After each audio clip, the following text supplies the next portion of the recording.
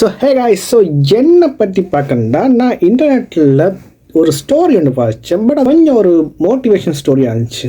அதை தங்களோட ஷேர் பண்ணலான்னு பார்த்தேன். அதாவது என்னென்னா, நம்ம ரொனால்டோ இருக்கிறார்ல, அவர் எவ்வளோ சொத்து மதிப்புன்னு எல்லாருக்கும் தெரியும். பட் இருந்தாலும் ரொனால்டோடைய ஒய்ஃப் செய்த விஷயம்தான் ரொம்ப ஒரு பெரிய விஷயமா இருந்துச்சு. அதாவது என்னென்னா, ரொனால்டோ எவ்வளோ தான் சொத்து மதிப்பு இருந்தாலும் தங்கள் பையன் ஒரு ஐஃபோன் கேட்டதுக்கு, அதாவது ரொனால்டோடைய மகன் ஜூனியர் ரொனால்டோ இவன் தங்கள் அம்மாட்ட ஒரு ஐஃபோன் கேட்குறாரு. மற்ற ஃப்ரெண்ட்ஸ் எல்லாம் ஐஃபோன் வச்சுக்காங்க, எங்கிட்ட ஐஃபோன் இல்லை, ஸோ எனக்கு ஒரு ஐஃபோன் வேணும்னு கேட்டதுக்கு அந்த அம்மா இந்த சிச்சுவேஷனில் என்ன செய்கிறாங்கன்னு அந்த அம்மா ஒரு முடிவு எடுக்கிறாங்க. அதாவது, நான் உனக்கு ஐஃபோன் வாங்கி தரேன், பட் நீ எனக்கு ஒரு சேலஞ்ச் பண்ணணும்.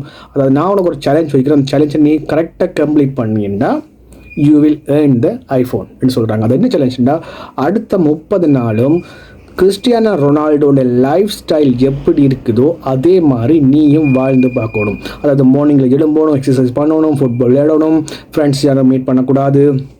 ஸோ தன்னைத்தானே ரொனால்டோ எப்படி செதுக்கி கொண்டிருக்காரோ அது மாதிரி நீ இருக்கணும்னு சொல்லும்போது அந்த பையன் சொல்கிறான், இது எவ்வளோ கஷ்டமான விஷயம் இருந்தாலும் நான் ட்ரை பண்ணுறேன், காரணம் எனக்கு ஐஃபோன் வேணுன்றதுக்காக. ஸோ அதே மாதிரி அடுத்த 30 நாளும் அதை செய்து முடிக்கிறான்.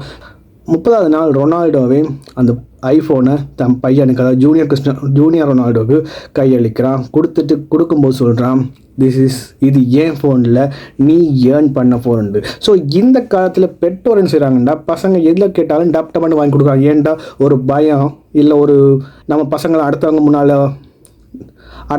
அவமானப்படக்கூடாது, அதால் என்ன ஃபோன் பண்ணி கொடுக்குறாங்க, பைக் பண்ணி கொடுக்குறாங்க. பட் இருந்தாலும் ஒரு விஷயத்தை மறந்துட்டாங்க.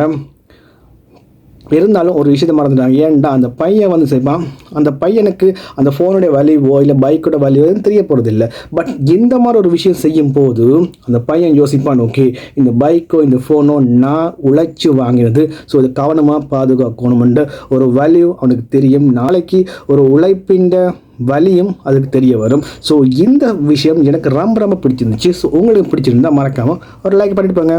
பாய்.